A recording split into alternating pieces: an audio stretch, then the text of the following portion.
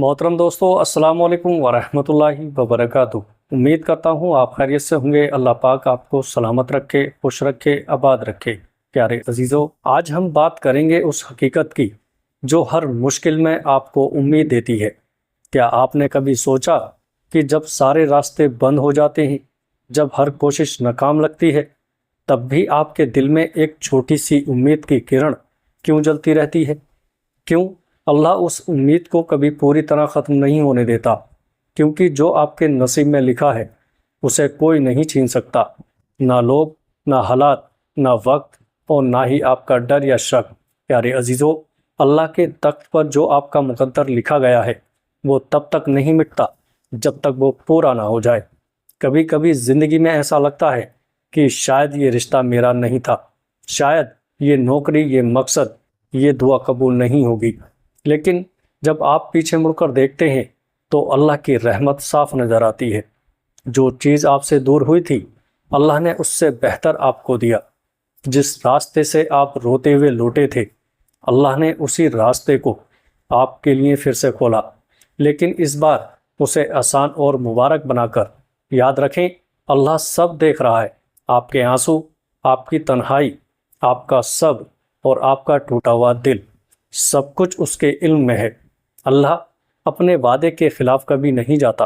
कुरान में अल्लाह फरमाता है, बेशक अल्लाह अपने वादे के खिलाफ नहीं करता, वादा खिलाफी नहीं करता।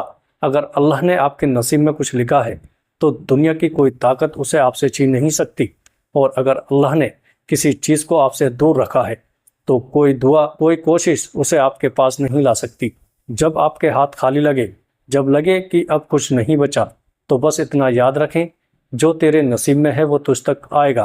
वो उस वक्त आएगा जब आपका दिल टूट चुका होगा, जब आप खुद पर शक करने लगेंगे, जब आप थक जाएंगे।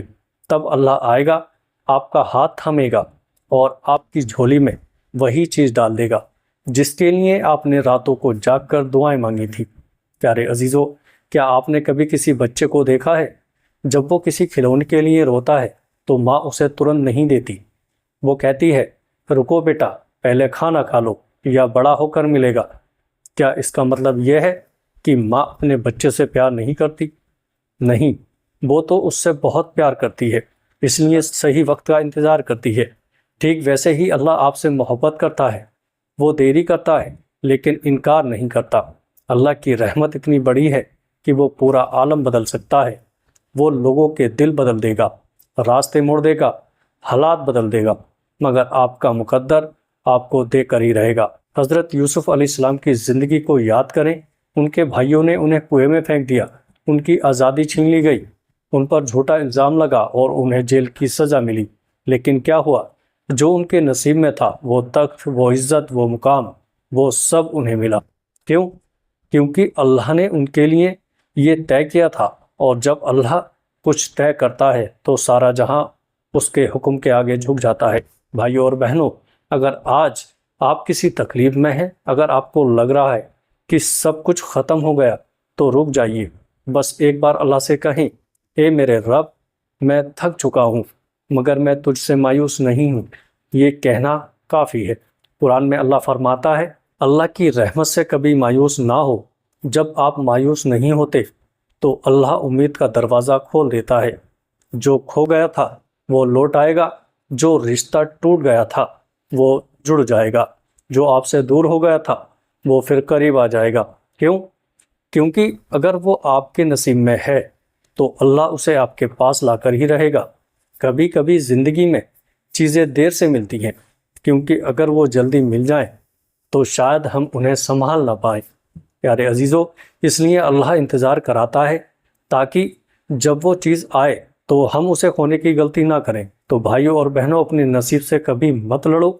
ये मत कहो कि ये क्यों नहीं हुआ, बल्कि ये कहो, शायद अल्लाह कुछ बेहतर लाने वाला है। अल्लाह जब देता है तो आपकी सोच से कहीं ज़्यादा देता है। जिस चीज़ की आपने सिर्फ झलक देखी थी, अल्लाह उसकी हकीकत आपके सामने ला देता है। बस शर्त यह है कि आप अपने रब पर भरोसा रखें। जब आपके पास कुछ नहीं होता, जब आपके हाथ खाली होते हैं, तो समझ लें कि आप अकेले नहीं हैं। अल्लाह की रहमत आपको पुकारती है और कहती है, तू अकेला नहीं है, तू मेरे साथ है।